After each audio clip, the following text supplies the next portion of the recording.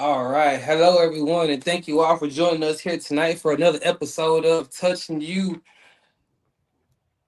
Sorry here.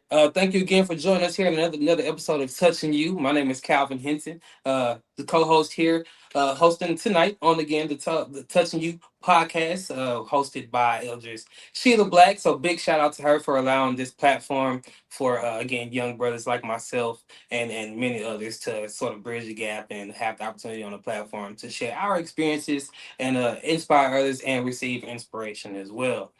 Tonight here we got my brother Malachi Burden. Me and my boy, we go way back to my Houston days. Me and him, we met. I think we met at Prospect. I can't remember if that was exactly where we Definitely met. was Okay, Prospect. yeah, yeah. So, man, and if anybody know, Prospect was practically my second home. I'm legendary for the karaoke days there as well. So, if you didn't know, you know now.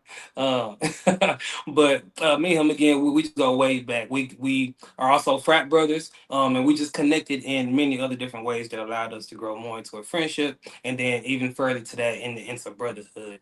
And so Mhm. again, I appreciate my boy for joining me here today to come and share some of his experiences and what he's doing. So here now, man, again, the one big only, big homie, big smooth man, Malachi Burton. Here you go, man. Tell him a little bit about yourself.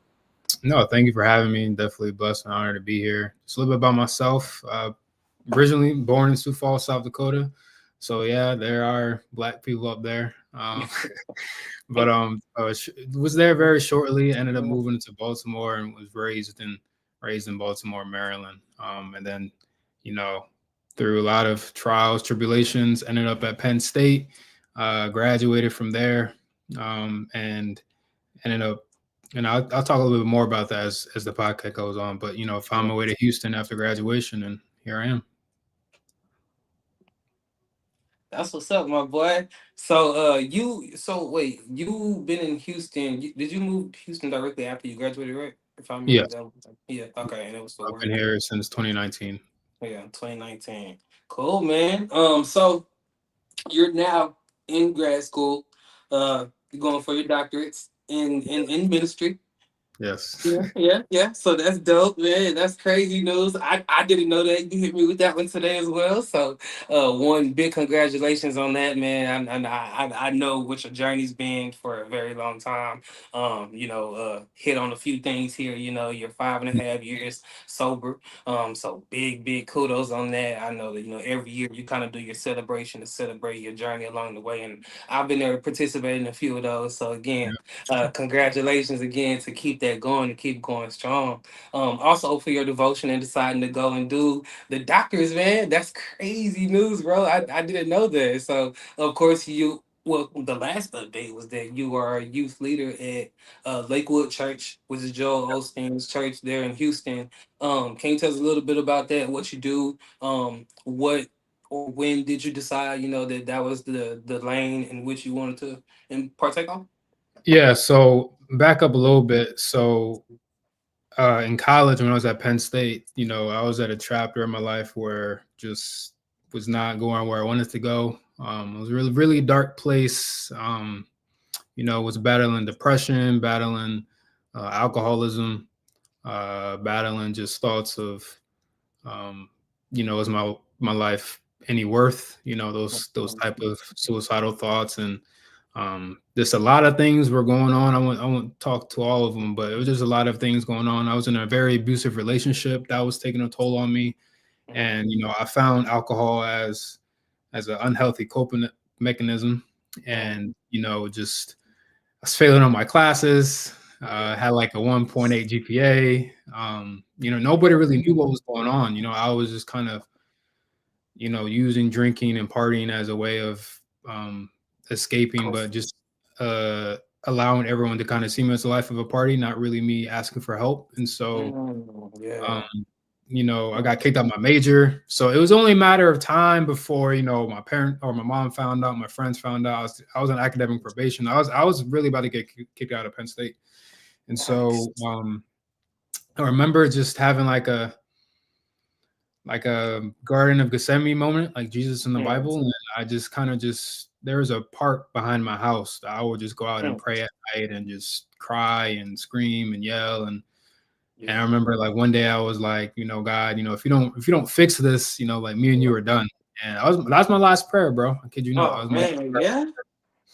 And so it was kind of like a Job prayer, I just it was like, God, I know you exist. I know you've been way too good for me. I've Right. seen you with my mom, with her car accident and other things in my life. You brought me here to Mm, Penn State. Like, I know you exist, but right now, like me and you are not cool. And I'm really wanting to walk away from him.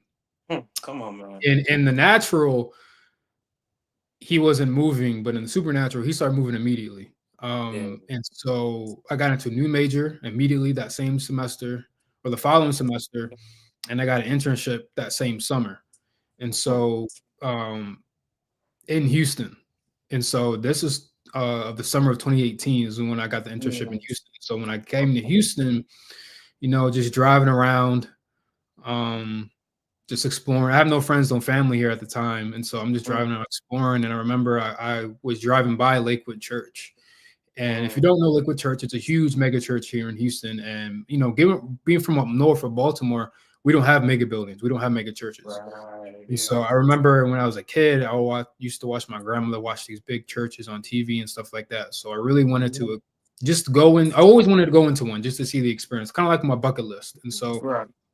I told myself I'm gonna go one day just to explore it. Not here to join the church or really get back close with God, but just Hmm. wanted to just the experience. And so I remember I walked in, and I already knew how it was. I already knew how the greeters and people smiling, trying to talk to me. Yeah. So I kind of just Yeah. came in late.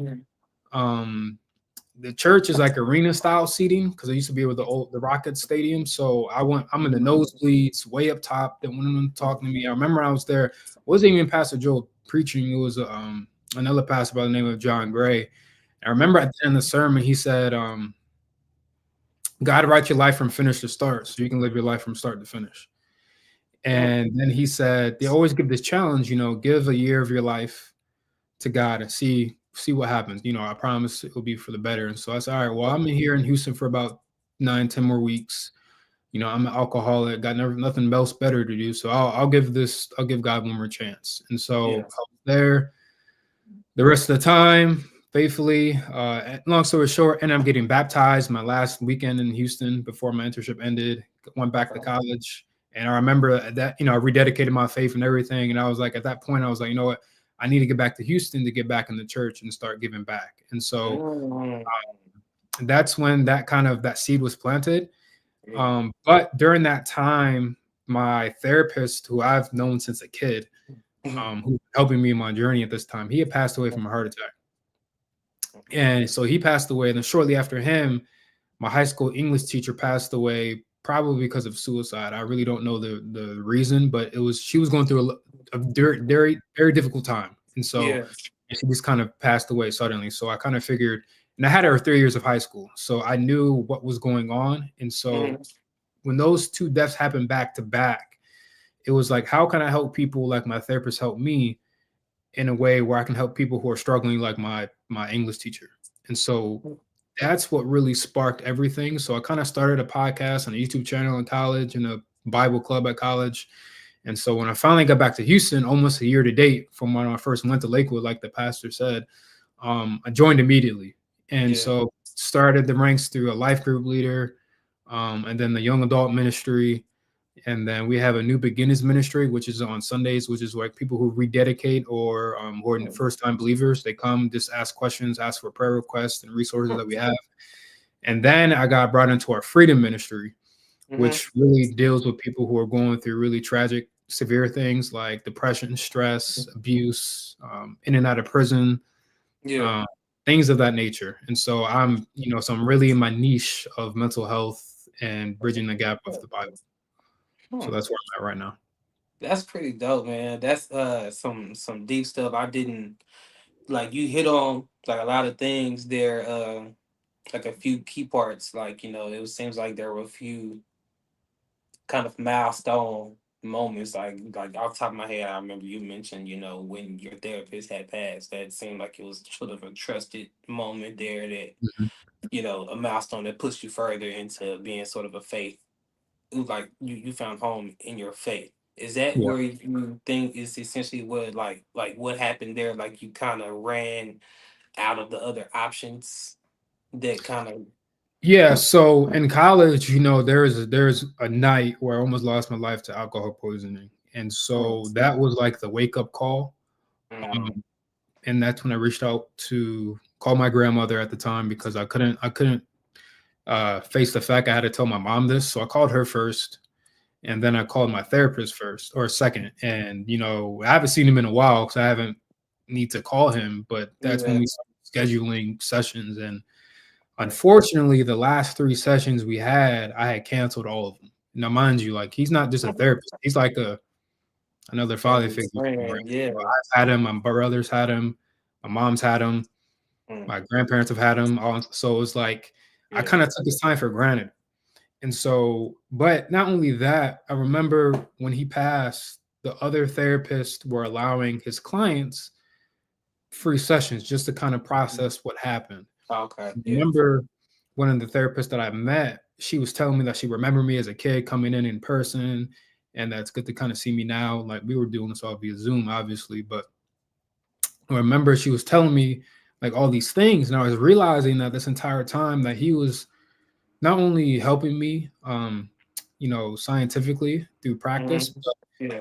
he had so many subtle biblical messages tied into um, his business. And then I Okay. realized that his Yeah. entire practice was Bible based, which I was so oblivious at the time. Mm, But now that kind of spiritual thing. I kind of tailor my ministry and how I preach to him Hmm. because a lot of people try and separate or don't really think that mental health in the Bible can exist or don't even Okay. realize there's so many examples of mental health crises in the Bible. And Wow. so if there's so many ways that we can preach to people who are struggling where Hmm. it's not just kind of shoving down Bible verses down, people's, throats or just kind of just pouring it on them. There's ways we can bridge that Yeah. gap in a more relational manner.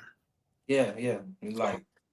Yeah, I just it's not I just had this sudden realization, but it is something that I like suddenly have been like acknowledging the more that I've like been studying the Bible or studying like the stories. Is like, it's easy to godify like, the characters in the Bible. But mhm. when you really like going through the Bible and read the stories and things like that, it's like, wow, that was real. That was a person, Yeah. like a So, real I mean, person. you have Jesus, bleeding blood in the Garden of Gethsemane. You have the prophet Elijah in the Old Testament literally pleading God to take his life. He was suicidal. You have David who was suicidal when he was on the run in Psalms.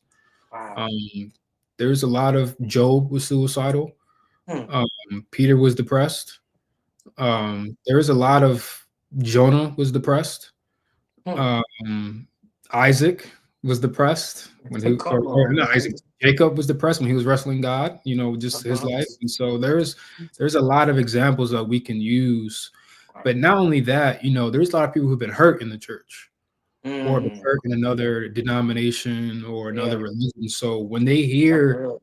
the word Jesus or God, immediately they shut down because they're like, oh, Yeah, here's another Christian. He's going to hurt me like another person hurt me, right? Or mm, turn me away. So one of that's the good. things that I've learned Mm.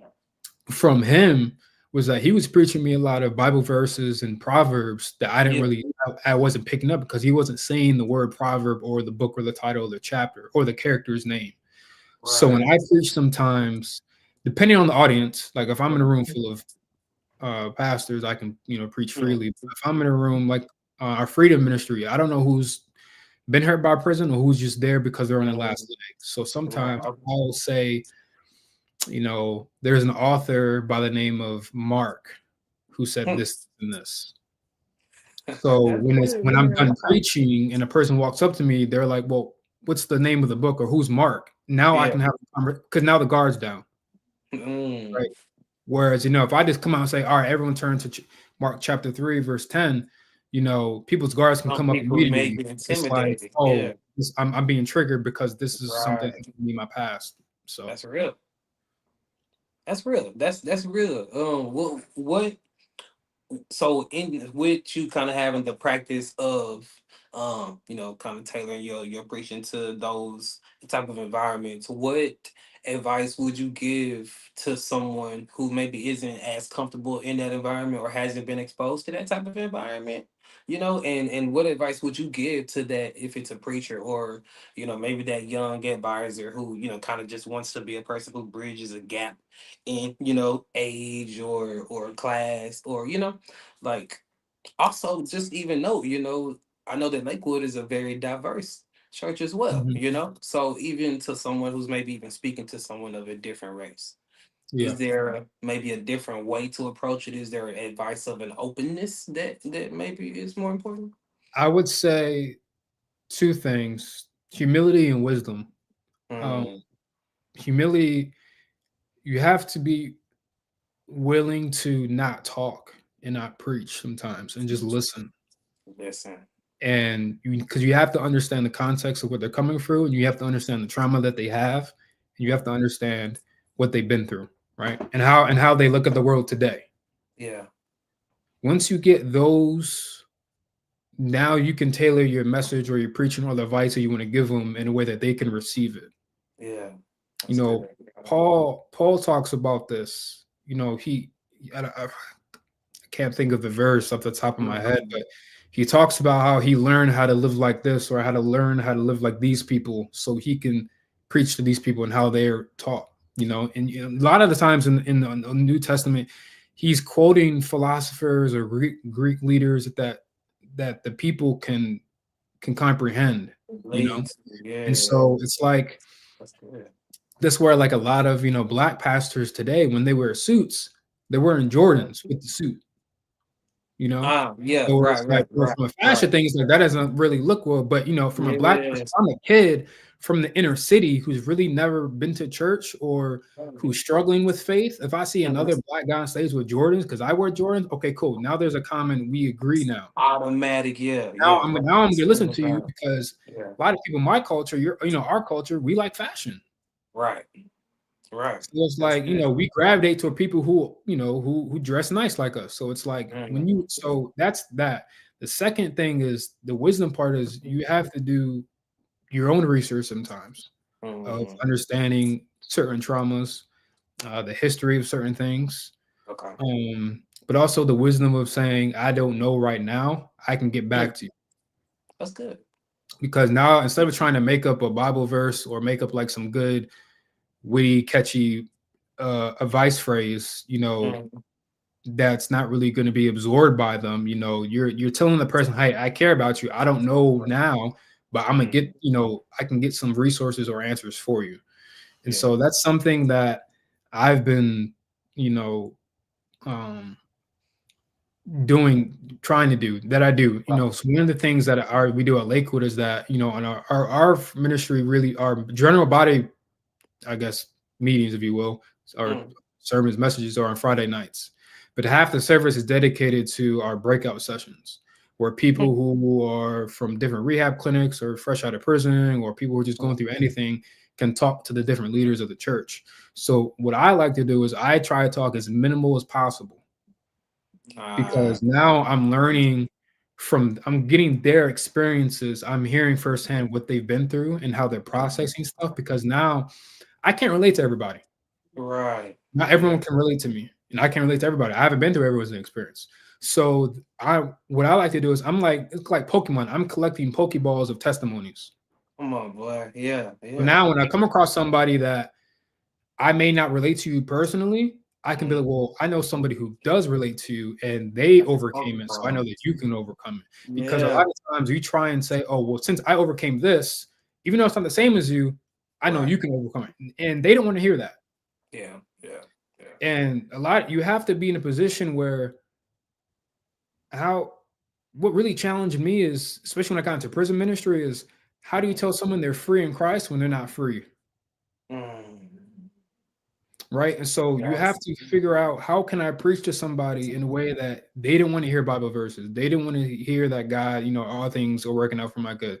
They don't want to Yeah. hear Jeremiah 29:11. Right. So you Mm. have to challenge yourself. How can I preach to these people when they're that hurt?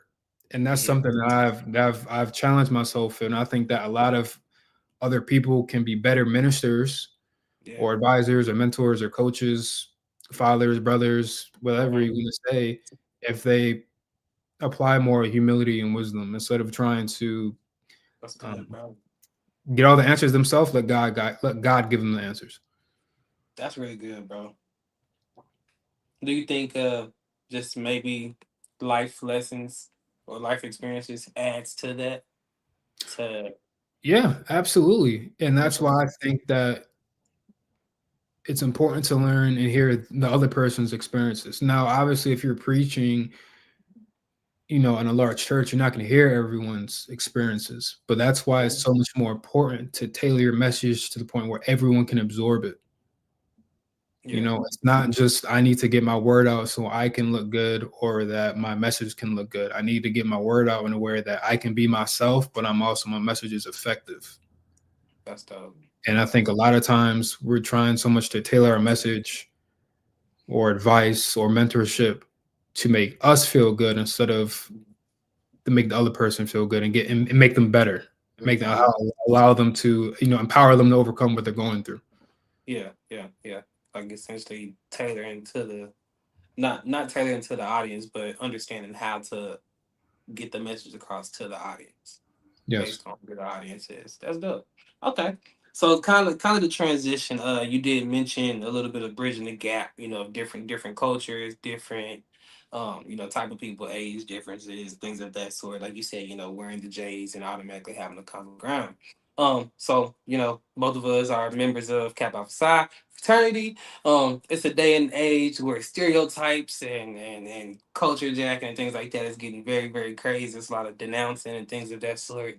Um, and or just that's involved in the Greek world and outside. A lot of people are just denouncing a lot of things. Mhm. Turning their way away from what they originally believe in, or whatever the case may be. Um, what's your take on? I guess to be more specific right now, Greek denouncing. Yeah. Um, and where do you think maybe it sort of is deriving from with some people? Yeah, like you said, we're both members of Kappa Alpha Psi, and I think a lot of people are denouncing because when they went through their, I guess, quote unquote process, whatever organization, they were taught wrong things, and so Yeah. there's this big movement of people who are denouncing their fraternity and sorority because they feel as if it's demonic. Mm, And so there's a two-way street to that. One is understanding that whatever organization you are a part of may not necessarily be demonic, but just when you came in, whoever was the leadership in your organization at mhm. the time on your campus or your Mm, or alumni chapter may yeah. have not been in the right place to lead you. You know, it's like Yeah. going to a church. Let's just say the pastor or elder or deacon, whatever, was embezzling money or had Right. a scandal or something like that. Mm, That you can't equate that one mm. instance to the entire Bible, the entire church, the body of Christ, right? Yeah. Yeah. So there's a two-way street to that, or two sides of the same coin. And so I think Right. you have to understand that, and also understanding where your heart is, and so and then understanding the history, also understanding history. For example, like Yeah. our Right. fraternity, we're Christian based, and that's first and Exactly. foremost. And Hmm. so for when I hear, this is sick for Kappas, when I hear Kappas denounced, I'm like, that doesn't make any sense. Yeah. And It doesn't add so, to. Yeah. um, but one, just history, but also I think that there also needs to be conversations, in spaces created for people to have these type of conversations where they do feel like they're in a demonic Mm, organization, because it's like you right. there may have seen something, you may have Hmm. been experienced something, some of them may have been done to you, and that's not right. And if you're feeling as though you need to walk away because of that, well, let's have a conversation about this, get you the help, and this hold those people accountable, because Right. at the end of the day, you're making it harder, for the rest of us, Mm, to reach other people. Now if you're bringing back the right. To church, reach people. Yeah. Right. if there's other pastors out there, um, a good example, my church, Lakewood Church, we're a huge church, one of the Mm, largest in North America, and so, yeah. but unfortunately, mega churches have a bad reputation, Yeah. Right. Right. Right. right? Okay. Mhm. Yeah. So it's like when other churches mess up or other people mess up, it makes us all look bad. And so I Mhm. think giving people these spaces to communicate what they've been through Right. allows us to help, I want to say combat, but mitigate, the bad stereotypes Yeah. um, that get pushed around. No, I think that's definitely a really good point, man. Like kind of bridging, like I think that's where the bridging the gap is very important. Like having the ability to be in different spaces and kind of bridge whatever it is, because you're always necessarily fighting the bad, right? If it's something Yeah. really good going on, the devil is just heavily at work to try Right. to And stop people have to understand that, you know, when we read the book of Genesis, it. Hmm. after, when God made human man, Adam and Eve, he Hmm. made it for unity, for relationship, right? And Hmm. so what's the first thing that Satan attacked? Was The unity, Lord. Yeah, yeah. The was unity, relationship. relationship. Yeah. Uh-huh. So people have to understand that when it comes to organizations, it Hmm. doesn't shock me that people are denouncing because of they think it's demonic. Because Right. at the other Yeah. point, you're disrupting the unity. Come That's on, man. unity, brotherhood, sisterhood. That's the common denominator across Yeah, all yeah, different yeah, sororities. It's in all of our, qualities or yeah, values. yeah, So that doesn't surprise me. yeah. No, you hitting right on that, man. And just to even that relates to even just any type of organization, right? Like even not being Greek. Yep, dating, One bad marriage. apple may spoil, yeah, right. Marriages, and a lot of people want to give up on marriages, relationships, whatever it is, jobs. Shit, I'm man, sure. I never know a little bit about that season.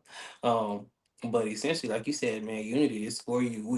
If you were blessed to have it, it's a reason why you're there. Nothing, everything works together for the good of God, you know? So just trusting in that and believing in where we at, I think that's essentially like the thing, the trick, right? Having that Mhm. faith and knowing and trusting that you are exactly where you're supposed to be. God is in complete control.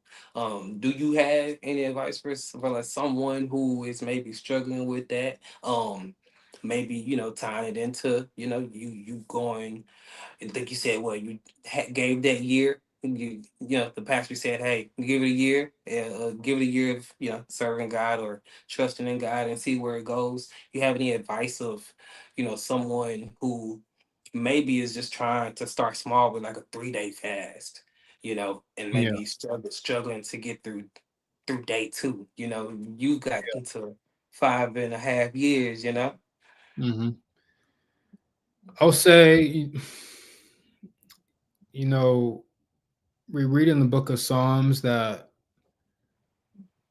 um, that all of our days are written, you know, Mm, um, by God. He knows all of our days. He knows all of our pages. And so I kind of came up with this quote that says, um, "Your life was blessed with a finite number of mm, pages, but an infinite number of chapters." And so mm, finite because we have our day, mm, but I say infinite number of chapters because as long as you're breathing, mm, you can make as many chapters of your life that you need to. You know, mm, so if you messed up, all right, make this write another chapter. You mm. know, and so you got kicked out of college. All right, make another chapter. You messed up in a relationship. You got divorced. You got fired from a job. You went to prison. You were That's good. ex drug addict. Keep making as many chapters as you need to. Yeah. And because if your story was over, you want to be able to keep writing. And That's so we're always going to make mistakes. And so sometimes when we make a yeah. mistake, we want to stay on that same chapter. Hmm. Yeah.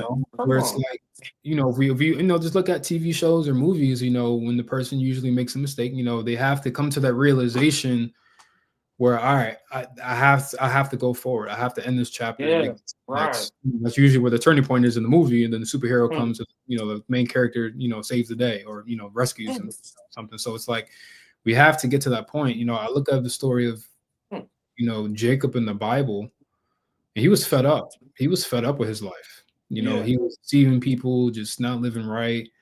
He was a run. He's scared. He's really just fed up, and he wrestles God. He's like, like, I'm not letting you go And Mm. so I get blessed because I'm tired of living this life. Yep, yep, yep, You know, yep. so it's like he had to write that next chapter, the rest is history. And so, for me, it's Mm.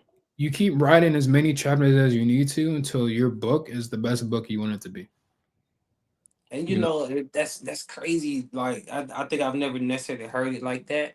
Write as many chapters as you want. I think a lot of people get stuck in thinking that there's a set time span for a certain chapter, or each life has 4 chapters. So you make a mistake in this chapter, you need to ride out that mistake for 3 years because that's the set time frame of that chapter. yeah, And then you depressed and riding it out for that 3 years, and then you decide to start that new chapter, and it's like, no, man, I think that needs to be said globally, bro. Like, infinite amount of chapters, because you can choose how many chapters you yeah, make. That when you get mistake, you stuck, can decide right now to write a new chapter. yeah, you have to understand.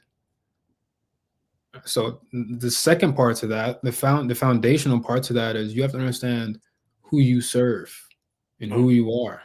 come on. And so that's something that I'm uh, coming to realize is that you have to understand how big God is. Come on. Yeah. You have to understand how big God is, and you have to take his the verses in the Bible seriously. Mm, You can't just sugarcoat stuff. And what I tell people is that people think crazy is a bad thing. Um, and I tell people, when you read the Bible, there's a lot of crazy stuff in the Bible. There's a lot of things that don't make sense. You have to yeah. realize that crazy is good though. Yeah. Yeah. Yeah. A person walking on water, Crazy. that's crazy. A person coming back from the dead, that's crazy. A person That's feeding, crazy. 3,000, 5,000, that's crazy. Come on. So it's like there's so many different instances That was that are crazy. crazy, but crazy is good. And so you have to think that way. You Mm, have to be crazy with your faith because if you look at it, look at any inventor, any athlete, like pro athlete, like NBA, mm, Olympics, any inventor, any CEO, any founder of a company. You mm, had to have a crazy idea and be crazy enough to believe in the idea and to overcome everything to get to the realization of what you're trying to bring to mm. pass, right? And so it's the same thing with our faith. Wow. I don't know what that was, but I must have said something really good. I said Um, something really good. so, like you have to, or my thing fell off. Sorry about that. Yeah. So it's you have to get crazy with your faith, Mm, and I'll tell a lot of people is that put yourself in the shoes of the people who are writing the Bible into these stories. yeah. And I tell people, when you read the Book of Psalms, Mm, don't just read it like some psalms are good, some songs are pleasant, but there's a lot of depressive psalms. mhm, mhm, And so when I mhm. tell people you have to read these psalms if you're reading it from the lens of David. Well, who is David? Well, in modern day, he will be FBI's most wanted. Yeah. Right. And he's writing these psalms in a dark cave, most likely, or Mhm, in a camp somewhere with no candle lights, probably dark, dim, mhm. Okay. cold, raining. And he's a king, he's Mhm. destined for greatness. So it's like, Yeah. okay, I'm a king, but I'm writing these psalms in a cave, being the most wanted man in the Yeah. world. It doesn't make any Yeah. sense. So put yourself in his shoes when you're reading these books, Mhm. and understand how much crazy faith that David had to write these things. It's not Mm. Oh, that's good. you have to understand the context. Yeah. Same thing with disciples. All the disciples got killed, besides one of them. All the disciples Mm. got crucified or beheaded or burned alive or something Yeah. like that. So it's Uh, like that's the faith that they're walking with. mhm, And mhm. I tell Yeah. people like the Bible isn't just peaches and rainbows. It's you have to have a crazy enough faith to believe with your eyes and to deny what the world is telling you. Hmm. And so when the world is telling you you're depressed or you're Yeah. suicidal or you're just a drug addict or your Yeah. parents went Yeah. to prison, so you're going to go to prison, or your dad was a drug dealer, so you don't have a past or you don't have a Mm. future, or Yeah. you dropped out of college or you dropped out of high school, so you can't amount to nothing. Mhm. Yeah, earthly standards, that's fine, but I know who I serve. Come on. Yeah. And you have to have that crazy faith to it. If it makes And sense, then and I maybe we think can. that when you're really locked in like that, Mm, life doesn't bother you as much. mm, You know, it doesn't bother you as much. And I call it I kind of the pastor named Joyce Meyer, she kind of talked mm. about, I think it was her, she kind of talked about like your faith is like a ship, it's like buoyancy. And the better buoyancy of your faith is like a ship. You know, if you don't have good buoyancy when waves come, the boat's gonna be Yeah, rocking, it's gonna capsize and all that stuff. But if a ship has good buoyancy, no matter how big the storm is, it's gonna yeah, come on back top of to the a level of water. stability and equilibrium. Yeah, So if you have your faith has such amount of buoyancy to it, yeah. when life does hit you, you're gonna be able to shake back a lot quicker. Yeah, that's good. You know, You and did things say aren't, and when people look that. at you, they're gonna ask, oh, why aren't you depressed, or why aren't you stressed? Like, no, I know who my God is, and everything's gonna be fine. Man, there's so much stuff that happened in my life the last year and a half that a lot of people look at me like, how are you even, you know, Like have a doing smile on this. your face? Yeah, yeah. You know, there was a point where, I kid you not, I had bald spots developing in the back of my head because when I went to the doctors, they were telling me that my bald spots were related to stress. That's how much Yeah, stress my body was screaming at me. But yeah. I was at joy. Come on. You know what I'm You didn't saying? even So feel it. it's the Yeah, your battle of body your was stressed spirit up, versus but the flesh. physical. Right. Yeah. It's the battle of your spirit and you're in the flesh. And so Mm, as long as your spiritual health is, I tell people, as long as your spiritual health is is okay, yeah. everything else is gonna take care of itself. The cross, man. As long as me and God are good, mental, physical, social, So, business relationships, everything else is gonna take care of itself. As long as this is fine. If this is slanted, shaky, falling over, all mm-hmm. this is not gonna sustain. Foundation is to, yeah, it can't even stand. Dang. It's that simple, bro. But unfortunately, when things are simple, it's simple not to do. Man, no, hey, boy, you done thought of some new things since last time we talked, man. That's good, bro. I uh I was gonna ask you, man. Like what, like in terms of addictions and mental health and like peer pressure and things like that. Um, what's what's one of your go to like thoughts? Like what's your safe haven? Do you have a safe haven? And if it's personal, of course. But if Yeah, it's, I'd say to back up on that. Yeah, so in high school, my high school, we were allowed to pick our high school quotes for our yearbook, Mhm. and at that time, I loved Will Ferrell. So me and my friends were trying to find like Will Ferrell quotes for just funny things to put on our yearbook, and but I remember when I was searching up, one quote just came up out of nowhere, and it says, "Those who have a why can Mhm. withstand anyhow." So what the quote means is, as long as you have a why, a reason for what you're doing, no matter what circumstances come your way, Mhm. you can withstand it. There's So another that, quote. yeah, yeah, yeah. There's another quote that says, "As long as a dream is big enough, the facts don't count." And what that means is, if your dream is big enough, the facts could say you don't have the money for it, you're not Uh-huh. smart enough, Uh-huh. you don't have the resources, you don't have the right family, you don't have the support system, Hmm. you don't live there, you don't know nobody in the network, you don't have a network, Come you on. know, all that don't matter if the dream is big enough. So Yeah. for me, it's, you know, understanding,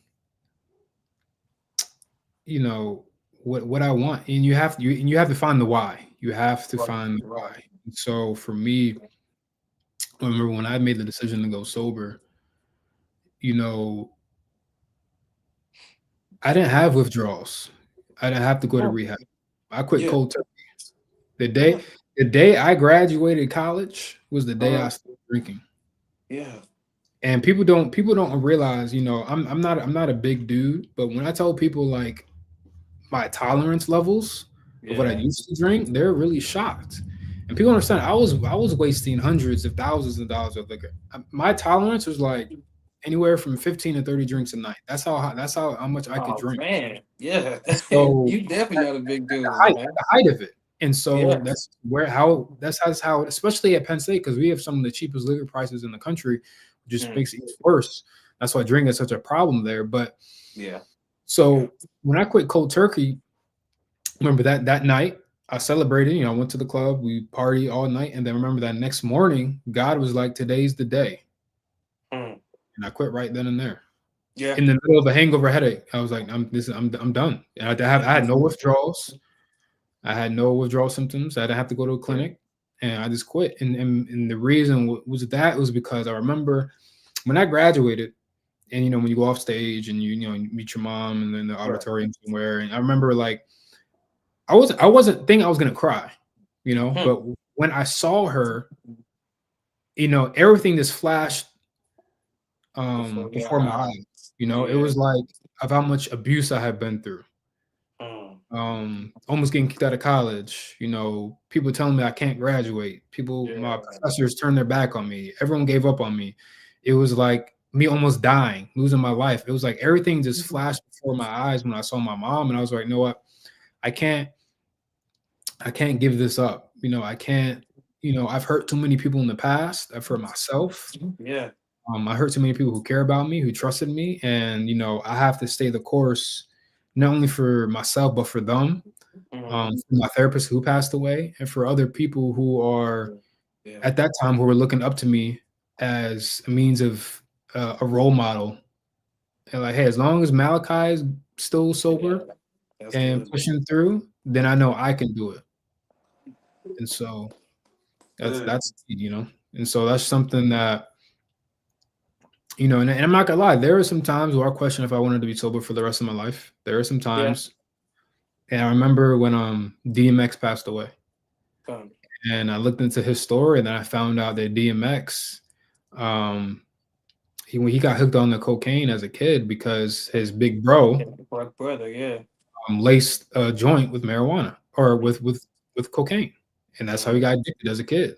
And Yeah. so now fast forward, Growing up. Yeah.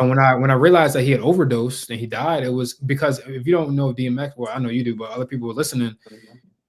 He was turning his life around. He was starting to preach the gospel and the word, really bringing it Yeah. alive. He was praying a lot publicly, like on rap songs or hip hop, like gospel albums and stuff like that. And I remember um, I looked and I was like, no, he must have been going through so much pain Hmm. that he felt as though this drug can ease my pain Come back more to it. Yeah. than going back to a clinic or asking for help or even praying.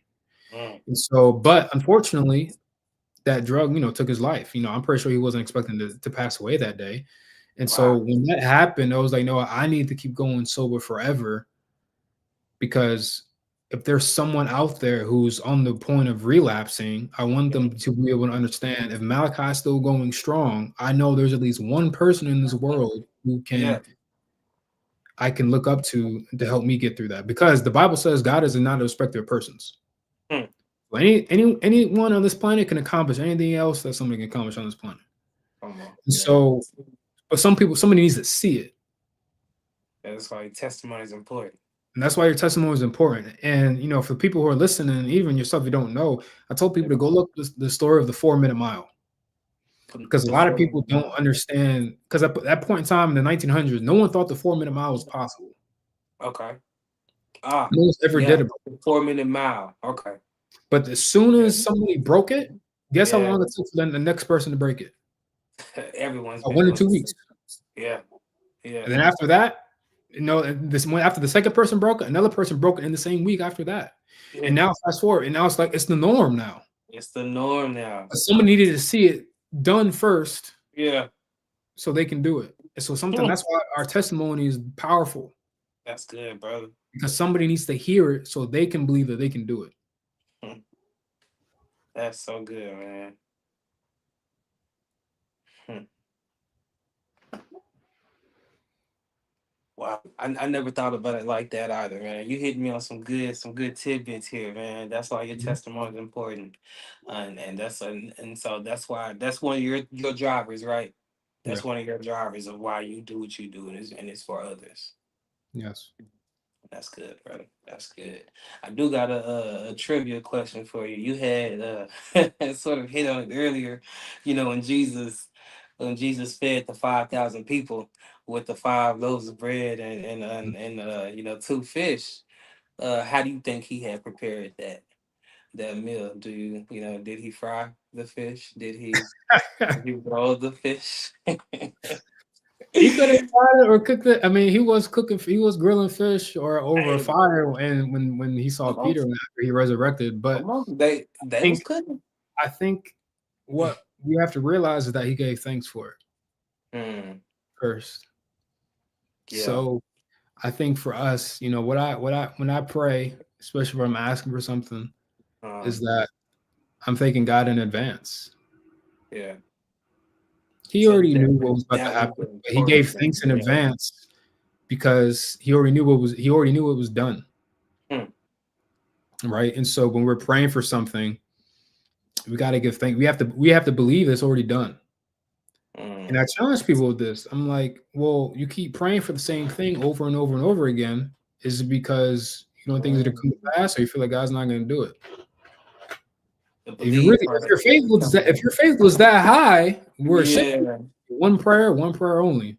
Now, I'm not saying people just to pray once, but it's like Mm, that's the principle I try. I'm help people to get at. right. You Yeah. know, we hear, I hear preachers talk about this all the time. It's like, when we were kids, when we asked our mom, "Hey, we going to McDonald's today?" and they say, "Yeah," you don't ask again. You're going to Yeah. McDonald's. Right. Right. Yeah. Yeah. Yeah. Yeah. You know what I'm saying? So it's like Yeah. have the same faith, and that's why. Oh man, thank you, Holy Spirit. That's why Jesus Mm, says, mm. "Have faith like little children," because children don't ask twice. That's Once the good, mom bro. or dad says, "Yeah, I'm gonna do it," or "Yeah, we're going here," Mm, it's done. Okay, cool. I'm yeah. gonna go play whatever until it's time to go. Right. Because because you were promised. You were promised. You were promised. And trust the promise and wait on the promise to be Yeah, fulfilled. faith is that. Now I can go enjoy my evening or go play in the playground, whatever. I already know it's coming. You know what I'm saying? Ah, You need to, your parents say they pick you up after school. All right, cool. I don't need to ask. I don't need to text them 5, 10 times. yeah. They'll be there. Life not stopping. You're gonna Right. continue on. Not you're not stopping and waiting on that. You're gonna keep Yeah. going as if you know it's coming. Yeah. Your parents says, "All right, I'm gonna pick you up at the bus stop Oh, that's after good, school." bro. You know they're gonna be at the bus stop after school. I'm not going to school stressing about if the mom's gonna be there after school. I already know what's Wow. coming. You know that already. Wow, that's good, bro. That's really Mhm. good. That's a really good way to relate your faith, man.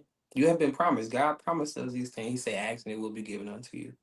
Ask one time and act accordingly as if you know it's coming. Yeah, That's and there's that. so many people, so many That's lessons in good. the Bible where people doubted and they Huh. pay the consequences.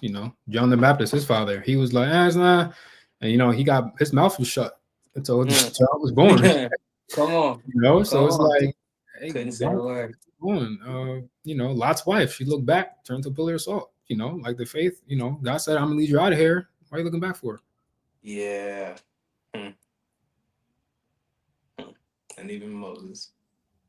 Yeah, yeah. That's good as well. You got any other man? You hitting us with some good man. You got some advice or some in your life, some life lessons that you learned and that I got a tablet of things. I'm like, man, I know if anybody asks me, for anything related to this, I want to share this. Do you I'll have say, any? God, take your faith. You gotta take your faith seriously. Hmm, You have to. Faith is like a muscle. It's like going to the gym. If I'm trying to gain weight and I go to the gym 1 day a week, it's gonna take me a mhm, long time to to lose get that to weight? the where I want to be. But if I'm in the gym 5 days a week, Mm, I'm gonna get there a lot faster. So the first thing I like to say is, when will I get better? When will this pain leave me? When will all I can say is time. mm-hmm. God knows the right time, but the answer is time. There is no Answer in is 2 weeks you're gonna stop feeling depressed or you're gonna get over this heartbreak or this heartache. That's not that I time is time. But yeah. if you're actively doing stuff spiritually, Mm-hmm. biblically, I'll say no, biblically spiritual stuff, not crystals and tarot cards and things like Yeah. that. Biblical spiritual disciplines, Yeah. you're gonna recover faster. How Are you reading the Bible every day?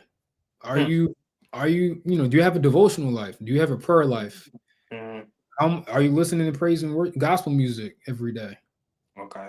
Are you working out? Are you taking care of yourself? Hmm. Do you have, like Proverbs said, do you have many advisors? Do you have teachers? Do you have pastors? Hmm. You know, Proverbs also talk about knowledge and understanding. Are you studying things to get better? Come on. So it's like, are you taking active steps towards building your spiritual life? If you're not, well, there's no reason why when things come your way, you break down. Right. Because you didn't You don't have create. a foundation. Yeah. And so I tell people you have to get super radical. I tell people this when I got to Houston the first time, bro. Hmm. I tell people like this: if you want extraordinary results, you have to have an extraordinary work ethic. Hmm. Okay. Okay. There's a book I like to tell people that read the book. It's called Outliers by Malcolm Gladwell. It talks about you need about 10,000 hours to be a genius in something, and he studies these different athletes and inventors and things like that. Yeah. I believe it's 10,000 hours to be a genius in an area. Hmm. So for me, it's like I'm trying to put as many hours as I can biblically to the point where I'm a genius in my Hmm. spiritual life. And so when we look at these athletes, look at Kobe Bryant. Man was practicing 3, 4, 5 times a day, right? Come on. And Come on. so, and when he talks about his schedule, he's starting to work at like 4 in the morning. And so Yeah. he's working out 3, 4 times before a regular person has their first practice. You know what I'm saying? Yeah. So he's already, what he's getting his genius level in terms of hours way into his career based on the average person. So like for me, when I first moved to Houston, I was broken. I had a lot of baggage. I had a lot of trauma that Hmm. even though I was a born again believer, I Yeah. rededicated my faith. I still had a lot of trauma from my past, from college, from Hmm. my childhood that I need to get on. I'll tell you my schedule. There's Monday night Bible before COVID, obviously. There's Monday night Bible study in person. Hmm. I had a Tuesday night life group or a class. We Yeah. had Wednesday night service. Yeah. Thursday night was another class. Friday was nothing. Then we had Saturday night service, and then we had Sunday and the Sunday night. Mm. Listen, I was in attendance and everything. Because I'm trying to get better about my life. I was Right. tired of living the life I was Yeah. living. Yeah. You Being know, intentional about your change. I made it intentional. Yeah. And then at that point in time, I was reading. I hated reading, bro. I hated. Yeah. Yeah. I remember my mentor, like I said, I got mentors. Like I said, many advisors leads to victory, as Proverbs says. Yeah. So and they're like, hey, you need to start reading. So Mm. cool. I literally started reading 15 minutes a day. That spread to the point where I was reading about 30 minutes to an hour. I'm reading like 40 to 60 books a year. Come And so on. to put that in perspective, the average CEO of Fortune Yeah. 500 companies read about 40 to 60 books a year. Come And on. so I'm that's how radical I was about my faith because Yeah. I was tired of Malachi. I was tired Yeah. of the anger I had, Yeah. of the jealousy, rage, the trauma, Hmm. um, losing my cool all the time, hurting people. And so Hmm. I'm like, all right, I'm gonna get super fed up. I mean, I got fed up with the life I was living. So I took the necessary steps to get better. And so now, I read the Bible every day. Hmm. Now we have the Bible app. It tracks people. I say, oh, show me your Bible app. Look at it. It got 3, 4 days. I got like over 1,000 days consecutively. Wow. That's So it's crazy, like man. it's not. We was compete with that, right? Like Yeah, we back in were the at a day, time. that Yeah, we was were that at a was time. mid. Yeah, that was small So it's numbers. like, So I dedicate a time yeah, to reading the Bible, I dedicate time for yeah, devotional life, to my prayer life. And the yeah, thing is, brother. even with music, I don't cut out all secular music. Right. But I have a healthy balance. I remember 3 years ago, I challenged myself, in Apple Mm, Music, they give out your year in review. right. I made a pact with myself, I need to have gospel music in my top five every category.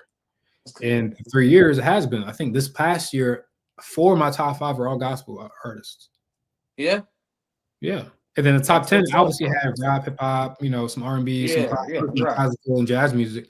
But it's like I balance it out, and I'm not doing nothing crazy. I just Right. listen to a couple songs a day, Just and then being on Sunday, intentional. yeah, I'm intentional about it. you know. Yeah. And so you have to work your spiritual health like it's a muscle. And when you do that, you're gonna see how strong you are. And that's why when we look at elders in churches, their Mm-hmm. prayer life, why when they pray, things happen. Hey, that's why. Yeah. Yeah. It's that that muscle strong. When they shoot, they make it. Yeah, that's why, when they Yeah. pray with That's somebody, good. a miracle That's a happens. good That's reference. that's they've been working on it. And so Yeah.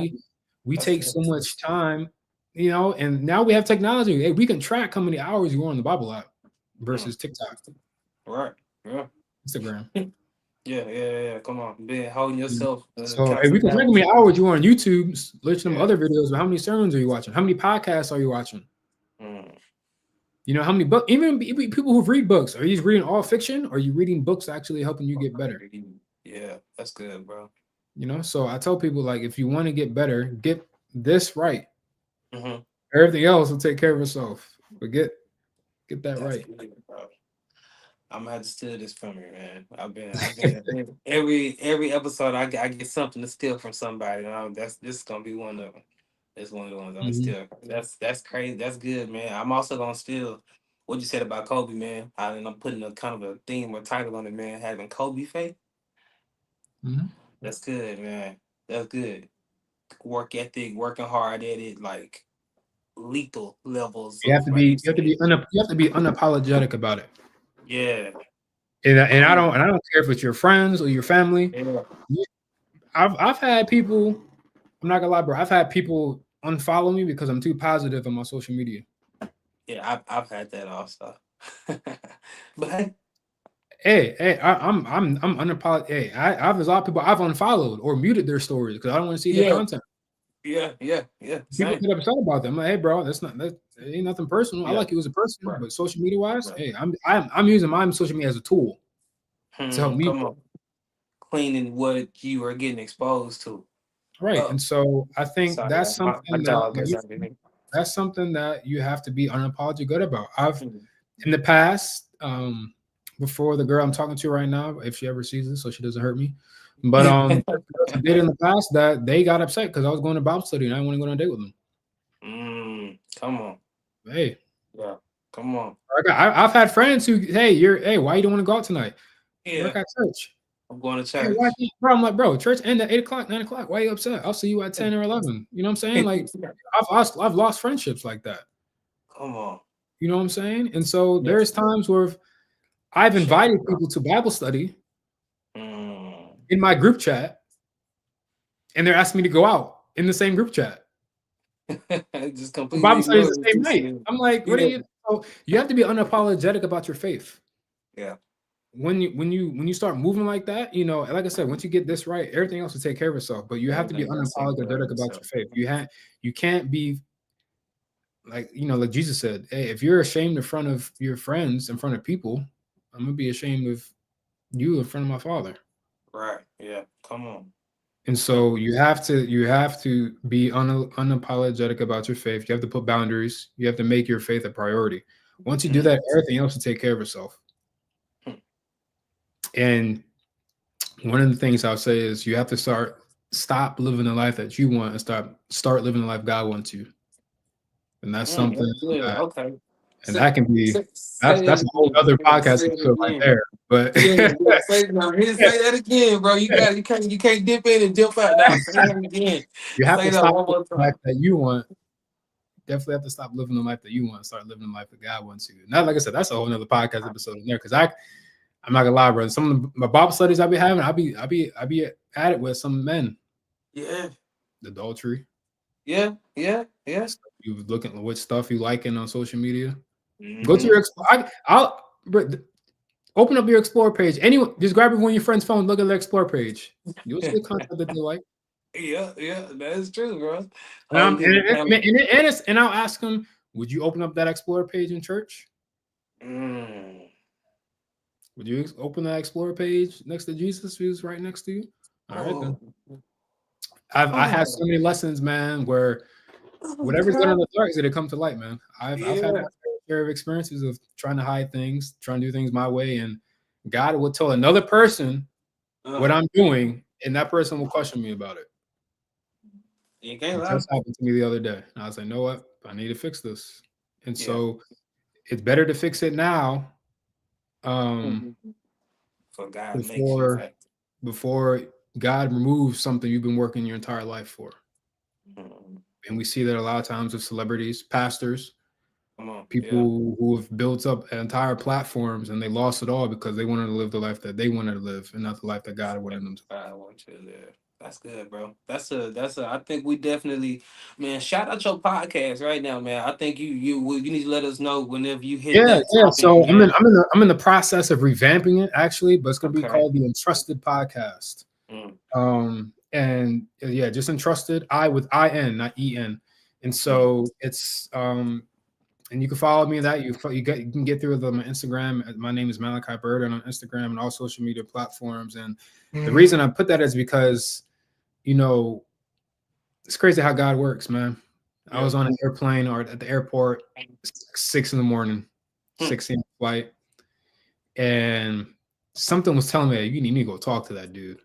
I'm like, I'm not a morning Mm. person. I'm not trying to talk to nobody. It's 5 in the morning. I'm not trying, but like the Man, Holy leave Spirit. me Here's what alone. now you get. I'm saying you get right with God. You get more in tune with the Spirit. When this is Mm. strong, Come your on. spirit will Yeah. direct you. And so I remember I just wasn't listening to the Spirit, so the Spirit nudged him to come talk to me, and he said, "Hey, man, like." I don't know who it is, but I Wow. just feel like I need to talk to you. I was like, "What's up?" He said, "We just exchanged information in the line to get on the plane, and we talked and introduced each other. Then we land, get off the plane, we're leaving. I'm going left, he's going right. I said, "Well, take Mm. care, man. You have a safe travels." He ran back, grabbed my head, grabbed my shoulder, and he was like, "Yo, bro, I need to tell you something. I need to tell you something." I was like, "What's up?" He's like, "Do you know the meaning of your name?" And I was like, "Yeah, Malachi means my messenger in Hebrew." He's like, "Yeah, yeah." And I was like, "But do you know your name is in the Bible?" It's like, "Yeah, yeah, the book of Malachi." But he was like, "Well, we ever read the book of Malachi?" I'm like, "I've read it, but I don't have really nothing memorized." But I was like, "Yeah, I've read Right. it." And he's like, "Well, do you know Malachi chapter 1, verse 1?" I said, "No, no, no." And he's like, "Well, I'm gonna read it to you." So I think he's reading from either the King James version or New King James version, I believe. I can't remember. Yeah. But it says the burden of the word was given to Malachi. So Ah. he said, "You Come told on. me your name. I needed to tell you this." And he just prophesied over. And he's like, "Bro, whatever you're doing right now, keep doing it because people need to hear about it." Come And on, bro. that's when I was like, you know what? This is a divine confirmation that I need to keep doing what I'm doing. Yes. So that's why I named my podcast Entrusted because the word burden in that sense is not saying burden is a negative thing, but it's God is entrusting me to, you know, to proclaim this word to the people, you know? And so Mm. that's That's why so I deep, bro. named it that. And so Mm. um, that's that. The last thing I'll say is a Bible verse, something that I hold near and dear to my heart. Some of my phone wallpapers. Yeah. 2 Timothy 4, verse 7 and 8. And it says, I fought the good fight. I've Mm. kept the faith. And I finished the race. Now there's a crown of righteousness that Jesus will give to me on that Mm. day. And Yeah. so that's just something that, um, we all go through life. Mm. We're all going to be hit by things. And so just keeping the faith, finishing your race that God has, set before you. And then you have to fight. You have to fight for the life that you want. Fight And at every that day, day. he's going to give you your crown. And so that's why I always like to call people kings and queens because that's who God sees us as. And so, Mm. but you can only wear a crown if your head is held high. Oh, dang, that's good, bro. You can only wear a crown if your head is held high. Yeah. If your head's like that, it's going to fall Yeah, over. yeah. And the crown is yours already. Crown is yours already. It was promised to you, but you have to hold your head up to wear the crown. Hmm. Wow. Come on, man. You've given us a lot of good things to take home, man. I don't know if you noticed, man, but I was over here taking a lot of notes, man, for me to just kind of go back and review and study on, man. This has been a really good episode. Thank you again for jumping on and doing this with me, man. I know we had been kind of chasing for a minute, trying to trying to get it set up, man. But I had always knew, man. I was like, man, yeah, yeah. But Malachi's there before I need to get on here and just share some of the things he's going through. Share some of his inspiration of why he's still going in the way he is going. Man, you strong, bro. You're a strong brother, and I appreciate you and appreciate what you're doing, and the fact that we met so long ago, in the way that we met and grew to be here at this point to again, support you on your journey, but also to be inspired by your journey and your message, man. So I appreciate you, and I pray that you keep going, man. What's next? You got. I think you told me you got a few more years before you get your doctors in ministry. Yeah, How yeah. many Well, more years you first and got? foremost, thank you for having me on here. Definitely was an honor and a blessing. I definitely don't take it lightly. So thank you for hosting. Thank you for all the people that made this happen behind the scenes and the platform Yes. itself. That whoever started this and the ministry that this has and the impact. Mhm. So, but for me, yeah, I am pursuing my doctorate degree right now in ministry and executive leadership at a school in Dallas called the King's University. After that, I plan to go into full time ministry Man, um, let's and go. launching my own. Who knows what it'll be? Whether it's my own ministry, whether it's part of a church, Right, right. but just starting the move. I really want to. The movement has started, but I really want to be a pioneer Mm, of really bridging the gap between mental health and the Bible, mental health and Christianity. And yeah. so this ministry or this degree is going to help me do that. It's going to help me start a nonprofit that helps support mental health clinics um, in lower income neighborhoods, just like my That's therapist what's did. up, man. It's going to help me create a network of resources, therapists, clinics where people can get help, but also it's going to help teach um, teach and empower and support churches or other Mhm. biblical organizations, faith-based organizations, on how to help um, for them to preach and reach and teach their congregation and empower the congregation um, Yeah. with mental health based practices and application. Because that's just something that there's two things. Hmm. There's a lot of stereotypes between mental health and in the church because people believe that oh, you're already saved. Why are you depressed? Yeah. So that's Come number on. one. That's And then good. number two, there's still a lot of stereotypes between mental health and African American communities and Yeah. minority communities. Hmm. And so that's the approach there. We have to address both of those. So That's good, bro. Yeah, that's dope, man. I'm happy to support in any way I can for both of those, man. You got your I don't know if you had hit on it earlier, but you started the Bible study that you're doing now with the Brothers of Campbell yes, yes, Outside. yes. We have a Bible Yeah. study in Houston.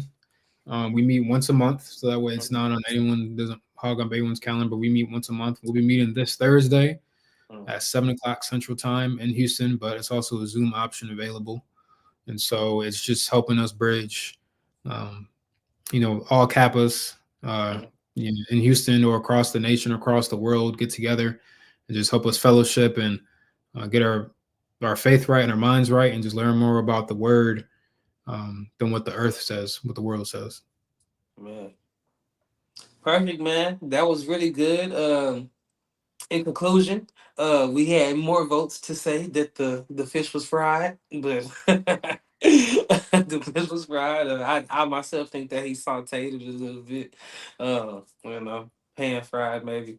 Um, but again, man, super dope, and very appreciative to have join me again here today. Definitely won't be the last. Definitely get you back here soon, Yep. especially with the things you got in line and happening here soon, man. We definitely got to get back and get an update on some of the things that you got lined up.